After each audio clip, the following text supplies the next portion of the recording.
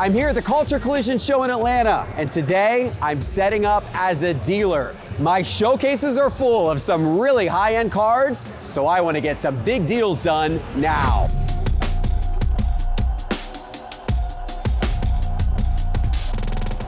The table next to you on the right, look at the PSA Slabs ponchos. They're all fake. Okay, so just got a big offer on this card, a $15,000 offer, $15,000 cash offer. It's a nice offer. This is Drew Brees' best rookie card ever. It is I believe it's like a Pop 5, and it's the PSA 10 Auto 10. This was it. Like back in 2001, they didn't have patch autos. There was no, national treasures or any flawless or anything like that. It was all about the contenders rookie ticket auto, just like it was for Brady the year prior. And so this is Drew Brees' best rookie. It's one I kind of don't really want to part with, but I mean, 15,000 is a very nice offer on it. I'm going to do a little bit of price research, and then we'll see if we get a deal done. When you say, is it Pop 5? Pop 5 and a 1010. Like there's only, okay, that's okay. Yeah. Actually, one of these just sold the other day for 16.8. Let me see if that was the 1010 or just the 10. Yeah, no worries. That was just a 10. Yeah, the 1010s do typically get a little bit of a premium over just the 10. I remember when he beat my Jets in the playoffs in like 2006. I mean, he's a legend. His stuff, like Drew Brees' stuff doesn't get enough attention in the market. It's crazy because this card of Brady, right, was like, this would be like, $2 million. I know. The comparison is wild. Yeah. And like obviously Brady's better, but is he like 50 times better of a player? Probably not. So I appreciate the $15,000 cash offer. That's awesome. I do think with it being a 1010, I do think it historically has gotten a bit of a premium for it being a 1010. A 10 just sold recently for 16.8. I'd come down off my sticker a little bit, but I think I would have to stick pretty close to my sticker on it. I feel like it's my counter to that is I'm paying cash. Which is great. I agree. Yeah. And I do appreciate that because obviously I think if I sold it at auction right now, I would probably get around, I think it would probably sell for around the sticker price, maybe even a smidge above, but then obviously you're going to be paying the auction fee, coming off of that as well. So I guess where would you need to be then? I think I would need to be at 17 cash. I think that's honestly the best I could do on it. 17 cash. So I recognize that's a little bit of a gap there. Yeah. It's just too high for my blood. I want the card. I came to this show to buy cards like this. Like there's a Montana rookie. The guy wants 50% more than comp. Oh, that's a little crazy. Yeah. Yeah, I mean, I've seen the 1010s on these. They definitely get a bit of a premium. I'm trying to see if I can find an exact comparison. Yeah. In fairness, a 1010. I don't know if it's the same card or not. I mean, I don't really care. Did like 11.7K in January. Yeah, that was kind of the low point on the market. Obviously, a lot of the iconic cards have come back up. Yep. Since then.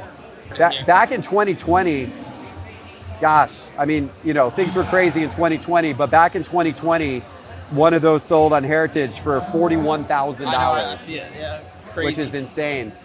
Yeah, some of those cards were just selling. A couple sold. Yeah, they sold. This sold a couple of times for over $40,000, which leads me, like a lot of the cards, a lot of the real iconic cards now, the Jordans, the Kobes, those types of things, Steph Curry, a lot of those are beating, their 2020 highs. Not all of them, but a lot of them are.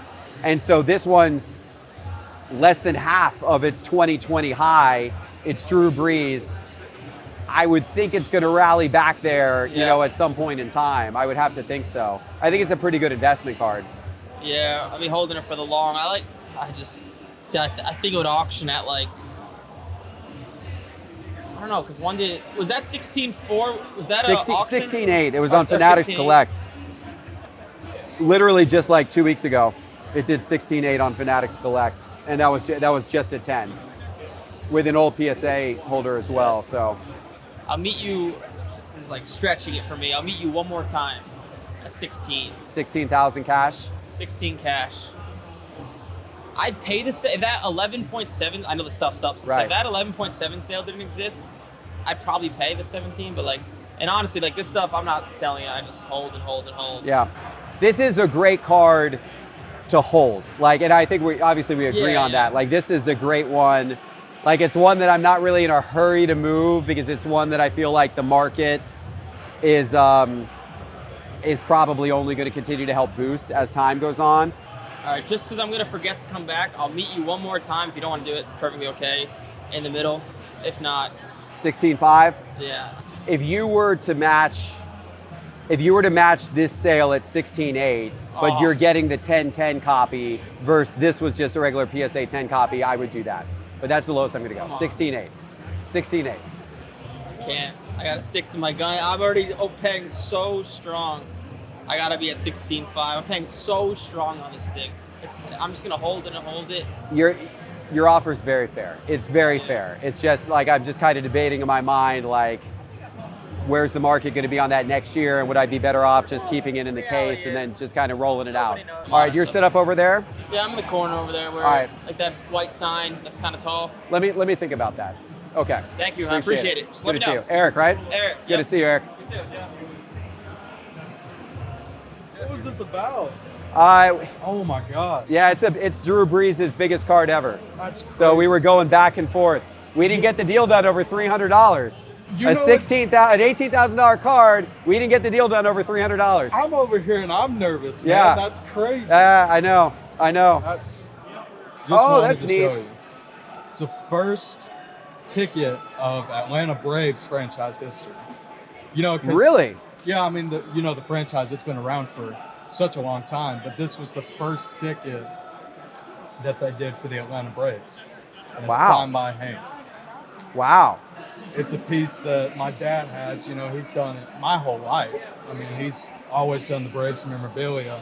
Yeah, I've got a ticket from the game where Hank Aaron hit his 715th home run, passing Babe Ruth. I've got that ticket. I don't have a ticket of the opening game ever for the Atlanta Braves. That's super cool. I wonder how many of these exist. I wouldn't even know. Yeah, and then you got the bonus of it being signed by Hank And Aaron. the thing is he has no idea what to even ask for. Yeah. Because there's none that we've seen. Have you seen, are there any in the PSA registry? Like, have any ever been graded by I would PSA? have to ask him. Yeah. Is he trying to sell it, or is he just, Yeah. you're just showing it off? He's trying to sell it? He's right down here. Do you know what he wants for it? I can ask, and I can come back. Ask him, yeah. I mean, I'm kind of interested. Yeah. It's definitely a super unique piece. Yeah, I can go ask him, and I can let you know. Yeah, do that. Awesome. Yeah, Thank I'll you. come back soon. Okay. Nice to meet you. man. Yeah. Well, that's something you don't see every day. Goodness, that's really cool. A ticket to the first game ever of the Atlanta Braves. Of course, they moved out from Milwaukee, right? And Hank Aaron on the team. And so they showed up in Atlanta, and that was the ticket to their first game ever. I have never seen one before. There may be others that exist. You can look at the PSA Pop report. In fact, I will in a second, to see if any of those tickets have been graded by PSA. That would give you a sense.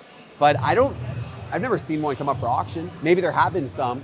I just haven't seen one. That's cool. That's a special piece of Atlanta history right there. I love it. I like the Penix downtown. Do you have any room on it potentially? Maybe a little bit. Although I think let me see what they've been doing recently. The last one did 926. The one right before that did 1050, and the one right before that did 1041. Yep. So they've been bouncing around a little bit. You'd be buying it for cash? Yes. I do 950 cash on it. Any chance at 850? No, I can't go that low on it. I believe in him. I believe that his stuff's going to tick up this season. So I agree. Would you potentially be interested in doing like trade plus cash for the Penix?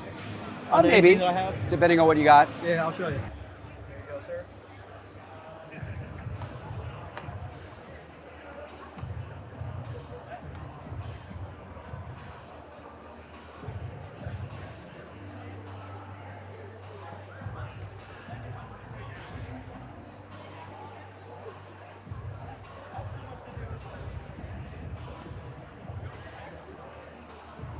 So honestly, the The only one I'd be interested in would be the Skeens. Okay.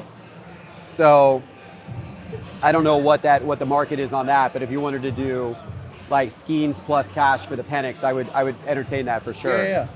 Let me see what the Skeens is doing here. Last three I see here, 410, 355, and then 450. Okay.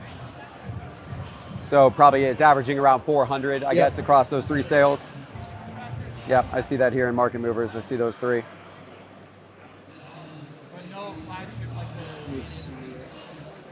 Yeah, so if you wanted to do the Skeens plus 540 cash, I would do that for the Penix downtown. Gotcha. Could you do the Skeens plus 5 even?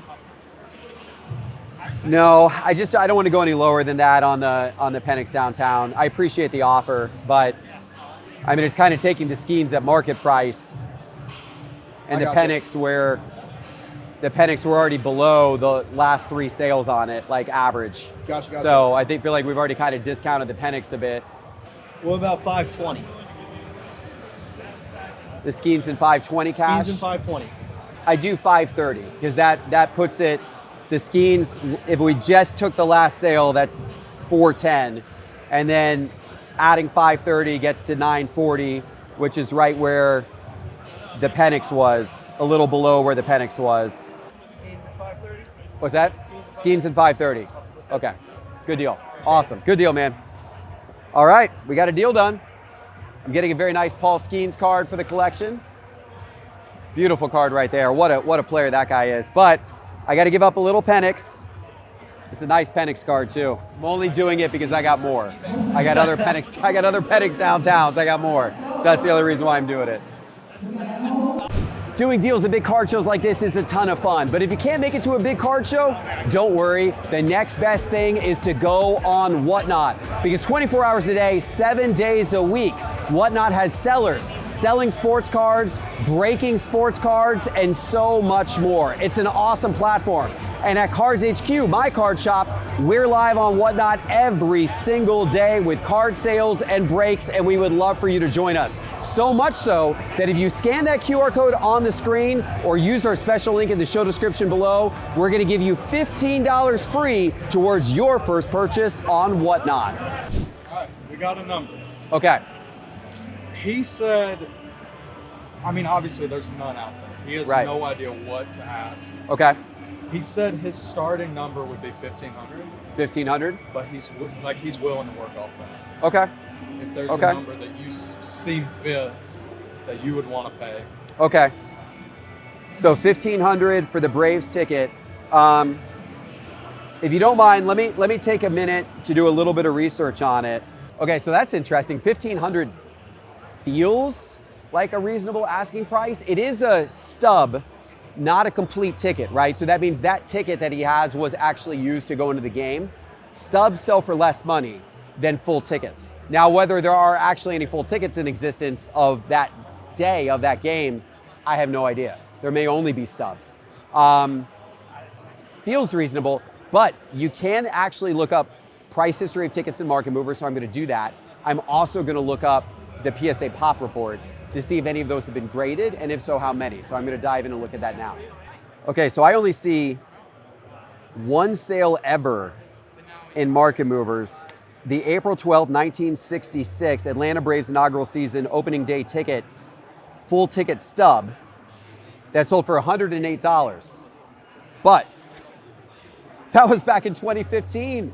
2015, our data in Market Movers on some of these auction houses goes back, with some of the auction houses, it goes back like 20 years. So you can find stuff from the past like that. You can't really take a sale from 2015 and compute it to today's dollars at all. It's just, the market was so much different back then, especially for tickets. Tickets are something that like 10 years ago, nobody collected. They really became a thing in the last like 4 years, 5 years or so is really when ticket collecting started to gain a lot of popularity. So, you know, that 2015 sale is not super relevant at all. And there's nothing sold recently though, which tells me this probably is rare. So let me see what the pop report is. Okay, so I just put in Braves ticket 1966, April 12th into the PSA pop report. All right, so I do see there was a full, a proof full, and a stub. So let's go into each of these in the pop report. So there are actually 9 tickets, full tickets, not just the stubs, but full tickets graded by PSA. And let me look at the stubs. 20 stubs. 1 that has an autograph grade. So total PSA graded population of those stubs, 20. Of the full ticket, 9. 29 total that PSA's ever graded that are floating out there. And then of course there are some like the one he has, which hasn't, you know, it hasn't been graded yet. So it hasn't showed up in PSA's pop report. I just decided to go onto eBay to see if anybody on eBay was selling one of these tickets, even though I haven't seen recent sales, and I did find one. I did find this 4/12/1966 for sale for $390, and this one is PSA graded. Now, interestingly, this doesn't look anything like the stub he showed me. So that could just be that this is from a different part of the stadium. I don't know. I have to, that's the thing. Like, do I know for certain that's from the opening day? I got to look at that ticket a little further. So there are actually a good number of ticket stubs for sale from that opening game here on eBay currently. It looks like about 5. These are all stubs, not full game tickets. But there are 5 for sale on eBay, ranging from $340 up to about $429. But none of these look like the ticket he presented, so I'm a little bit confused by that. I'm not so certain that his is actually from opening day of 1966. Now, this ticket looks a lot more like his from a design standpoint. This one is from April 15th, 1966, so 3 days later. So that does indicate to me that the design of his ticket is from this era. This is from their first win. But the opening day ones appear like that. I don't know. I gotta look at his ticket closer. I found a little something on it. Okay. So this is actually, yeah, so it's not opening day. It's not the first game, it's the first win. Yeah. So that is a little different. When I was looking up the ticket, I thought it was the first game. Yeah. When I looked it up, I seen it. It was Braves and Mets, I believe is what the game was. Yeah, this was right. This was the first game was a few days prior, but I guess they lost their first few games in Atlanta, so that was their first win as the Atlanta Braves, which is still a cool ticket. Probably not as cool as the first game, but still a pretty cool ticket that it's the first win. So I did find somebody who has this ticket for sale currently on eBay. I did see that too. They got it listed for $269 for sale, right? I don't know what autograph. It definitely adds some. Hank Aaron did sign a lot before he passed away. Yeah. But he's a legend, and who and knows? You don't know how many of these? Who knows how many of those he signed? Yeah. It's probably not. It's probably a very small number. Well, I like it because I like collecting some of the early Brave stuff, and also that's actually the kind of thing that what I would do with it if I were to buy it. I would first of all, I would send it to PSA to get slabs. Obviously, yeah. And then I would actually put it on display at Cards HQ. Yeah. So I wouldn't sell it, but I'm thinking about, I've been thinking about doing a display of like some of my Braves. I've got a lot of Braves memorabilia. Yeah. And I've got the first, as I said, I got the ticket from Hank Aaron's 715th home run game. I've got a bunch of like Ronald Acuna memorabilia. I've got some other Hank Aaron stuff. And so I was thinking about doing Freddie Freeman. I was thinking about doing a little display of all of it at Cards HQ. And so I probably would put it in there. So it would be more of just a PC type item, something you don't see every day. So that would be my offer. My basis for it is you can buy this stub right now on eBay for $269 without the signature. You might be able to get it less if you negotiate with the person, right? The signature definitely adds some value. I'm thinking maybe it adds $300, $400 in value. That's kind of what I got up to the $500 on it. I think that's a super fair offer. In my opinion, I think it is. And I'll go talk to him. Okay. I tried getting him over here, but he said In his words, he has a face for radio. Okay. That's what he said. Fair enough. So- All right, well, let him know. I appreciate him showing it to me. If he'd like to sell it for $500, I'd be happy to buy it. Absolutely. And if he wants to hold on to it, totally get it. Yeah, I'll go tell him. And thank you for the offer. Thank you I'll very go talk much. to him. I Okay, appreciate it. this one's the Milton Bradley. If you, so it's not the tops. Okay. It's a little more rare than the tops. Okay. So it sells for a little more because the population's less. It's Okay. the same card design, but if you type in Milton Bradley, you'll find some collectors like it a lot because it's actually a lot less common than the tops, even though it's the same design. So it gets a little bit of a premium. Yeah, this was the one right here that I had found. That's an authentic Auto 10. Okay. And that's a PSA 2 Auto 10. This one had sold for $16.50. So that's why I put that one at $17.50. Okay. Here's another one that sold for $15.50 without the inscription, and that was an authentic Auto 10. So I had this one slightly above those sales for that reason. Would you do $16.50? $16.50 cash? Yeah. Yeah, I do $16.50 cash. I think that's fair. So I picked up this trade at the National. You might remember it was part of a huge trade I did at the National where I got that Patrick Mahomes flawless RPA, the Red Ruby RPA PSA 10, which I loved. Of course, I gave up a lot for it. I gave up a Muhammad Ali rookie auto, an incredibly rare card. So as part of that trade, the person I did the trade with, Patrick, I had him throw a couple of extra cards in to make the trade feel a little bit better. This is one of the ones he threw in. It's a really nice card. It's a Nolan Ryan rookie auto. It was one that I wouldn't have minded holding on to, but he's offering a very fair price, $1,650, which is right at essentially the last comp for this card. So time to accept it, get some money in my pocket, and continue on. Appreciate it. Thank you, Geoff. Thank you very much. Very Nice much. doing a deal with you. He asked if you would do 700. 700?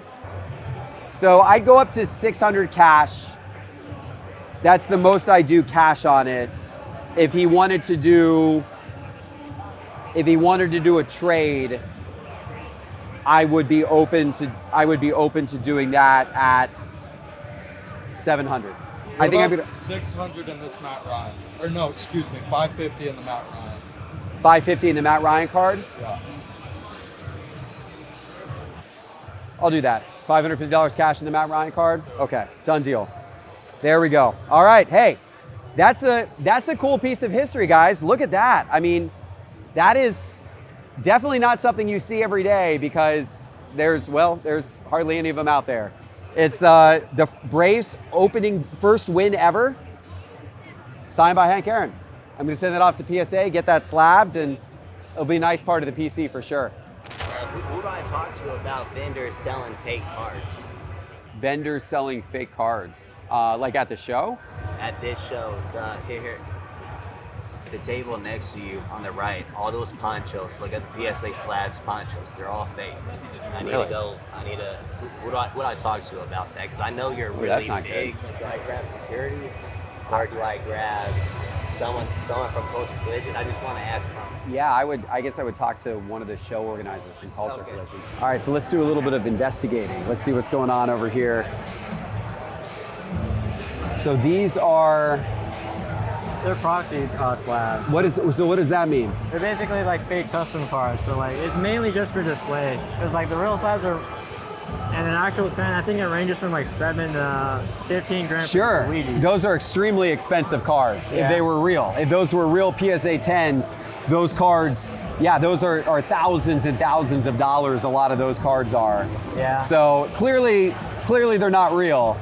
A guy came over earlier and was very concerned that like they're fake cards. Yeah. Which they are, but you've also got them indicated as such and obviously have them priced as such as well. Yeah, because if you just want to use that as a display thing for your own collection, Right. that's completely fine with me. Right, gotcha. But I don't want to sell like a 10 grand slab when I really, it's not that much in general. Yeah, no, that I say, you mind if I see one of them? Yeah. The scary thing about that is like, to the untrained eye, it does feel like a real PSA slab. I mean, I can feel that it's a little different, but like to the untrained person, you know, you can tell in here the print quality's not quite right. But look, they even got the sparkle on the PSA. right? So I mean, that's like, that's not, I don't love that. Like they've even got the hologram. I can tell by looking at it that it's not legit. It also doesn't, the weight of it's not the same. It's a little lighter. But man, somebody who hasn't held, you know, tens of thousands of slabs before, like it does, Especially if you want to look at the font here. It's a lot. Yeah, you can tell there. I mean, you can tell there's quite a difference. But look at the slab itself, like other than the fonts, like look at like how this is like, look at the inlay there, like the slab, like the outer rings, the little line there, the line there. The slab is like the same, the slab looks identical. It's just the label that doesn't. That's scary. Yeah. That honestly is scary. Like that's actually. I mean, but you always got that black light test with the PSA logos on here too. So that's a key thing to know. We do that when we're buying cards at Cards HQ. If we're buying PSA slabs, we have a black light that we have in our buying room, and we run the black light over the label, because the PSA labels have black light features that will show up. A fake label generally won't. Of course, who knows, they're going to start to try to add that in the future. But that's definitely, you got to be careful. Like, you got to be careful at card shows. Thankfully, this dealer has these marked as Proxy, so there's no, there's no confusion from this dealer that these are not real cards. Yeah, you can see the PSA symbols there. And so if you flash it over this, well, I mean, there is a little black light showing up there, but it's obviously not the PSA symbol. Yeah. But there is a little black light, so I mean, yeah. Gotta make sure with those. Yeah, so thankfully this dealer's got those marked as not real, but be careful out there. Be careful out there. Thank you for sharing those with us. No problem. So I'll be honest, guys, I don't like the fact those are being sold at the show. Like, I appreciate the fact that obviously the dealer's not trying to pass them off as real. He's clearly got them labeled. They're a cheap price, but I hate seeing fake slabs in circulation, because while that dealer has them appropriately marked, the person he sells them to could then turn around and go try to flip it to like an unsuspecting kid as a real card. And if you're not trained, it looks real. I don't love it. I don't think cards like that should ever be sold by anybody, anywhere. It's not a good thing.